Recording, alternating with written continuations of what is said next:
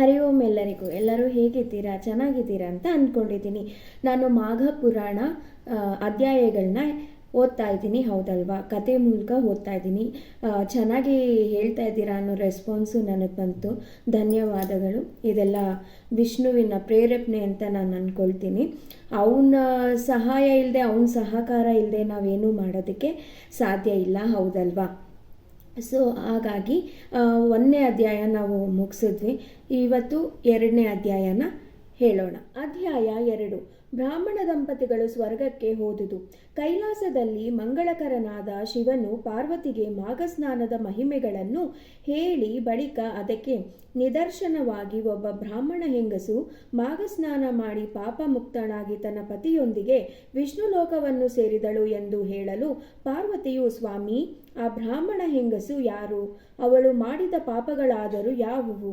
ಅದು ಮಾಘಸ್ನಾನ ಮಾತ್ರದಿಂದಲೇ ಹೇಗೆ ಪರಿಹಾರವಾಗಿ ಅವಳು ತನ್ನ ಗಂಡನೊಂದಿಗೆ ವಿಷ್ಣು ಲೋಕವನ್ನು ಸೇರಿದಳು ಎಂಬುದನ್ನು ವಿವರವಾಗಿ ಹೇಳುವಂತವನಾಗು ಎಂದು ಈಶ್ವರನನ್ನು ಕೇಳಿಕೊಂಡಳು.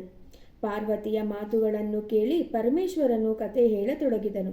ಬಹು ಹಿಂದೆ ಸೌರಾಷ್ಟ್ರ ದೇಶದಲ್ಲಿ ಒಂದು ಗ್ರಾಮದಲ್ಲಿ ವೇದಾಂಗಗಳನ್ನು ತಿಳಿದವನು, ನೇಮನಿಷ್ಠವಂತನು, ಸಜ್ಜನ ಪೋಷಕನೂ ಆದ ಸುದೇವನೆಂಬ ಒಬ್ಬ ಬ್ರಾಹ್ಮಣನಿದ್ದನು. ಅವನಿಗೆ ಹಲವಾರು ಶಿಷ್ಯರಿದ್ದರು. ಅವರೆಲ್ಲರಿಗೂ ತಮ್ಮ ಗುರುವಿನ ಮೇಲೆ ಅಪಾರ ಪ್ರೀತಿ ಇದ್ದಿತ್ತು. ಬ್ರಹ್ಮಜ್ಞಾನಿಯಾದ ಬ್ರಾಹ್ಮಣನನ್ನು ಎಲ್ಲರೂ ಸೇವಿಸುತ್ತಿದ್ದರು. ಅವನಿಗೆ ಸ್ವಲ್ಪ ಆಯಾಸವಾದರೂ ಸರಿ ಎಲ್ಲರೂ ಆರೈಕೆ ಮಾಡುತ್ತಿದ್ದರು. ಬ್ರಾಹ್ಮಣನಿಗೆ ಒಬ್ಬಳು ಅಪರೂಪ ಲಾವಣ್ಯವತಿಯಾದ ಮಗಳಿದ್ದಳು. ಅವಳಿಗೆ ಮದುವೆ ವಯಸ್ಸು ಬಂದಿತ್ತು. ಅವಳು ಬುದ್ಧಿವಂತಳು, ತೇಜಸ್ವಿನಿಯೂ ಆಗಿದ್ದಳು. ಅವಳ ಮುಖ ಸುಂದರವಾಗಿತ್ತು, ಕಣ್ಣುಗಳು ಹೊಳೆಯುತ್ತಿದ್ದವು. ಅವಳ ತಲೆಗೂದಲು ಉದ್ದವಾಗಿದ್ದಿತ್ತು.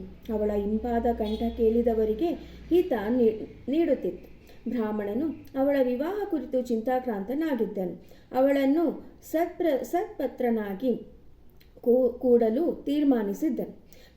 ವರನಿಗಾಗಿ ಎಲ್ಲೆಲ್ಲೋ ಶೋಧಿಸುತ್ತಿದ್ದನು. ಒಂದು ದಿನ ಬ್ರಾಹ್ಮಣನ ಶಿಷ್ಯನೊಬ್ಬನು ತನ್ನ ಗುರುವಿನ ಪೂಜಾ ಕಾರ್ಯಗಳಿಗೆಂದು ವಿಧ ಪುಷ್ಪಗಳನ್ನು ತರುವ ಸಲುವಾಗಿ ಕಾಡಿನ ಕಡೆ ಹೊರಟನು. ಅವನು ಹೊರಟ ಗಳಿಗೆಯಲ್ಲೇ ಅಲ್ಲಿಯೇ ಆಟವಾಡುತ್ತಿದ್ದ ಬ್ರಾಹ್ಮಣನ ಮಗಳು ಅವನನ್ನೇ ಹಿಂಬಾಲಿಸಿದಳು. ಶಿಷ್ಯ ಒಳ್ಳೊಳ್ಳೆ ಹೂಗಳನ್ನು ಸಿಗುವ ಸರೋವರ ತೀರ ಸಿಗುವವರೆಗೂ ನಡೆದು ಬಂದನು. ಅಲ್ಲೊಂದು ಸರೋವರ ಕಾಣಿಸಿತು. ಅದರ ತೀರದಲ್ಲಿ ಬಗೆ ಬಗೆಯ ಪುಷ್ಪ ವೃಕ್ಷಗಳಿದ್ದವು. ಶಿಷ್ಯನಿಗೆ ಸಂತೋಷವಾಯಿತು.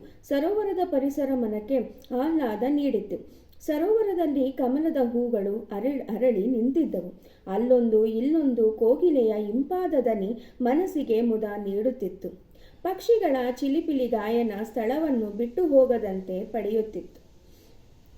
ಶಿಷ್ಯನು ತಾನು ತಂದಿದ್ದ ಹೂವಿನ ಬುಟ್ಟಿಗೆ ಒಂದೊಂದು ಹೂವುಗಳನ್ನು ಹಾಕಿಕೊಳ್ಳುತ್ತಾ ನಡೆದನು.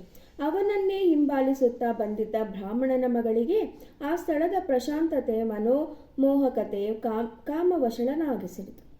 ಅದುವರೆಗೂ ಸುಮ್ಮನಿದ್ದ ಅವಳು ಬ್ರಾಹ್ಮಣ ಶಿಷ್ಯನ ಬಳಿಗೆ ಓಡಿ ಬಂದು, ಓ ಪುರುಷನೇ, ಇದೊಂದು ಸುಂದರ ಅರಣ್ಯ. ಇಲ್ಲಿನ ಪ್ರಶಾಂತತೆ ನನ್ನನ್ನು ಆಕರ್ಷಿಸಿ ನಿನ್ನಲ್ಲಿ ಸೇರಿಕೊಳ್ಳುವ ಆತುರವನ್ನು ತರುತ್ತಿದೆ. ನೀನಾದರೋ ಉತ್ತಮ ಶರೀರವನ್ನು ಪಡೆದ ಸುಂದರನಾಗಿರುವೆ. ಇಲ್ಲಿ ಯಾರೂ ಇಲ್ಲ, ನಾವಿಬ್ಬರೇ ಇದ್ದೇವೆ. ಇಬ್ಬರಿಗೂ ಯೌವನ ಪ್ರಾಪ್ತವಾಗಿದೆ. ಯೌವನ ಸಹಜವಾಗಿಯೇ ನಾನು ನಿನ್ನನ್ನು ಬಯಸುತ್ತಿದ್ದೇನೆ. ಬಾ, ನನ್ನನ್ನು ಆಲಂಗಿಸು, ನನ್ನ ದೇಹ ಬಾಧೆಯನ್ನು ತೀರಿಸು. 1 ನಿಮಿಷವೂ ತಡ ಮಾಡಬೇಡ. ಕಾಮನಾಗ್ನಿ ನನ್ನನ್ನು ಸುಡುತ್ತಿದೆ. ನನ್ನನ್ನು ತಬ್ಬಿ ಅದನ್ನು ಅರಿಸು ಎಂದು ಒಂದೇ ಸಮನೆ ಹೇಳಿದಳು. ಶಿಷ್ಯನಿಗೆ ಇದು ಅನಿರೀಕ್ಷಿತವಾಗಿತ್ತು. ಅವನು ಒಂದು ಕ್ಷಣ ನಡುಗಿಯೇ ಹೋದನು.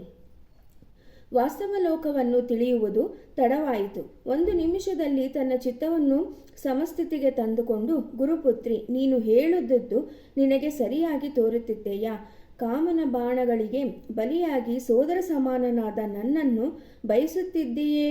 ಬಿಡು. ಇಂತಹ ಹೇಯ ಕೃತ್ಯಕ್ಕೆ ನನ್ನೆಳೆಯಬೇಡ. ನೀನು ಸಂಯಮತಳಾಗಿ ಬೇಗನೆ ಇಲ್ಲಿಂದ ಹೊರಟು ಹೋಗು. ಒಂದು ವೇಳೆ ನಾವೇನಾದರೂ ಪರಸ್ಪರ ಒಂದಾದರೆ ಬಾಳಪೂರ ದುಃಖಿಗಳಾಗಿ ಕಡೆಗೆ ನರಕದಲ್ಲಿ ಹಿಂಸೆಗೊಳಗಾಗುತ್ತೇವೆ. ನನ್ನ ಗುರುಗಳು ನನ್ನ ಮೇಲೆ ಸಿಟ್ಟಾಗಿ ಶಪಿಸುವರು.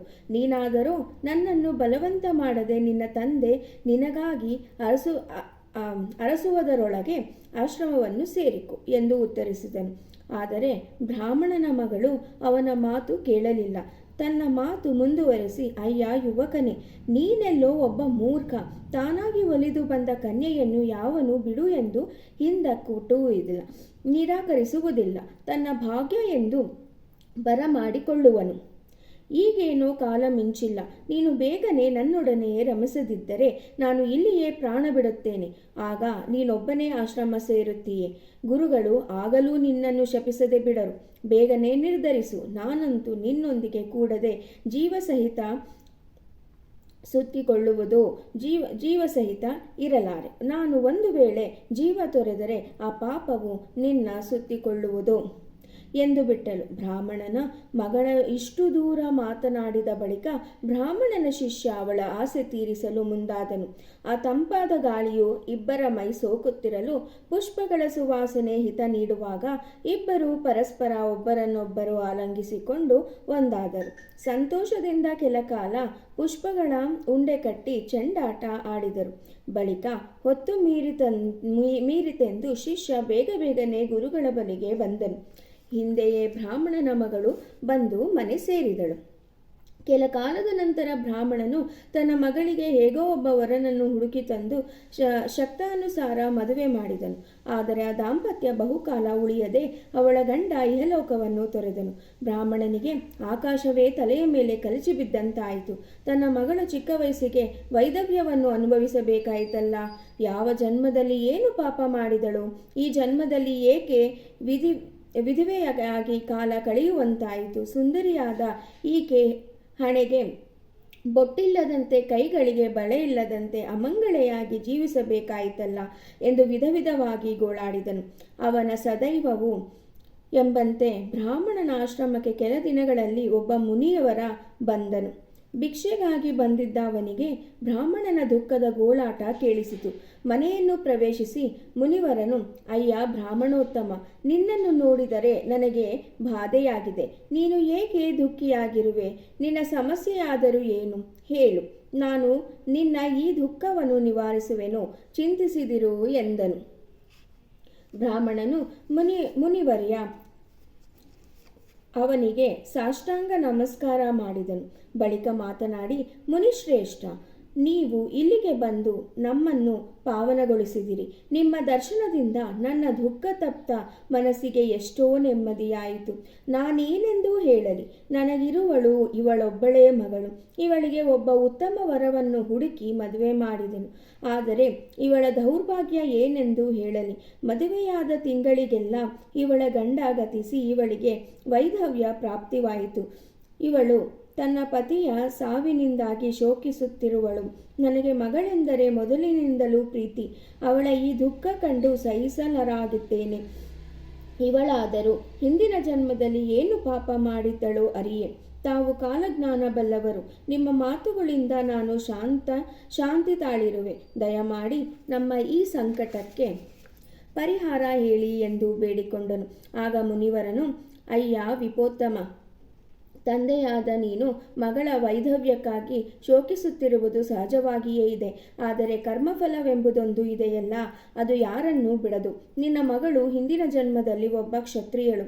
ಇವಳಿಗೆ ಮದುವೆಯಾಗಿದ್ದರೂ ವೈಭಿಚಾರಿಣಿಯಾಗಿ ಪರಪುರುಷನ ಸಂಗ ಮಾಡಿದಳು. ಮತ್ತೆ ಅವರ ಬೋಧೆಯಂತೆ ತನ್ನ ಪತಿಯನ್ನು ಕೊಳ್ಳಲು ಹವಣಿಸಿದಳು. ಇವಳ ಪತಿ ಒಂದು ನಾಡಿಗೆ ರಾಜ. ಈಕೆ ಅವನನ್ನು ಅರ್ಧರಾತ್ರಿಯಲ್ಲಿ ಆತನ ನಿದ್ರಾವಶನಾಗಿರುವಾಗ ಹರಿತವಾದ ಖಡ್ಗದಿಂದ ತಲೆ ಕತ್ತರಿಸಿಕೊಂಡು ಹಾಕಿದಳು. ಅವಳಾದರೂ ಭಯಪಟ್ಟವಳಂತೆ ವರ್ತಿಸಿ ಕಡೆಗೆ ತಾನು ಅದೇ ಕತ್ತಿಯಿಂದ ಇರಿದುಕೊಂಡು ಸತ್ತಳು. ಹೀಗೆ ಇವಳು ಪರಮಪಾಪಿಯಾದರೂ ನಿನ್ನ ಮನೆಯಲ್ಲಿ ಹುಟ್ಟಲು ಅವಳು ಮಾಡಿದ ಕಿಂಚಿತ್ತು ಪುಣ್ಯವೇ ಕಾರಣ. ಇಲ್ಲಿ ಜನಿಸುವ ಮೊದಲು ಇವಳು 14 ಜನ್ಮಗಳನ್ನು ಪಡೆದಿರುವಳು. ಅವೆಲ್ಲಕ್ಕೂ ಮೊದಲು ಇವಳು ಒಂದು ದಿನ ಮಾಘ ಮಾಸದಲ್ಲಿ ಸೂರ್ಯನ ಮಕರ ರಾಶಿಯಲ್ಲಿರುವಾಗ ಬ್ರಾಹ್ಮಣ ಸ್ತ್ರೀಯರೆಲ್ಲರೂ ಸರಸ್ವತಿ ನದಿ ತೀರದಲ್ಲಿ ಮರಳಿನಿಂದ ಮಾಡಿದ ಮಾಘ ಗೌರಿ ಪೂಜೆಯನ್ನು ನೋಡಿದಳು. ಆಗ ಇವಳಲ್ಲಿ ತುಸು ಭಕ್ತಿಯು ಉಂಟಾಗಿತ್ತು. ಆ ಸ್ತ್ರೀಯರು ಪ್ರತಿನಿತ್ಯವೂ ಮಾಡುತ್ತಿದ್ದ ಪೂಜೆಯನ್ನು ಇವಳು ನೋಡಿದ್ದರಿಂದ ಆ ಪುಣ್ಯ ನಿನ್ನ ಮನೆಯಲ್ಲಿ ಹುಟ್ಟಲು ಅವಕಾಶವಾಯಿತು. ಆದರೂ ಈ ಜನ್ಮದಲ್ಲಿಯೇ ಇವಳು ಇನ್ನೊಂದು ಪಾಪವನ್ನೆಸಗಿದಳು. ಇದೀಗ ಕೆಲವು ದಿನಗಳ ಹಿಂದೆ ನಿನ್ನ ಶಿಷ್ಯನೊಬ್ಬನನ್ನು ಅರಣ್ಯದಲ್ಲಿ ಬಲಾತ್ಕರಿಸಿ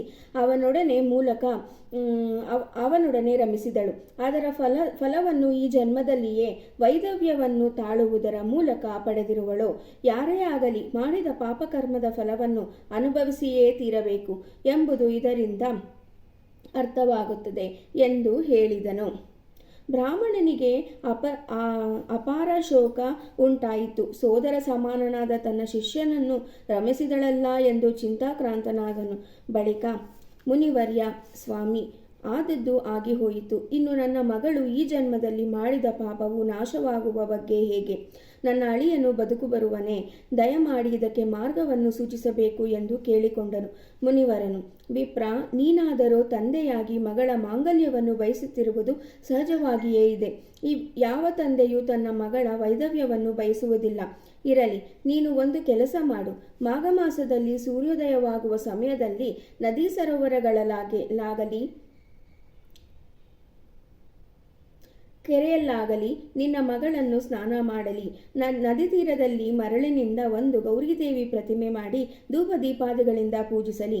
ಈ ಕೈಂಕರ್ಯವನ್ನು ಮಾಘ ಮಾಸ ಪೂರ್ತಿಯಾಗಿ ಒಂದು ವ್ರತವೆಂಬಂತೆ ಮಾಡಿಸು. ಆಗ ನಿನ್ನ ಮಗಳು ಇದುವರೆಗೂ ಮಾಡಿರುವ ಪಾಪಗಳು ನಾಶವಾಗುವವು.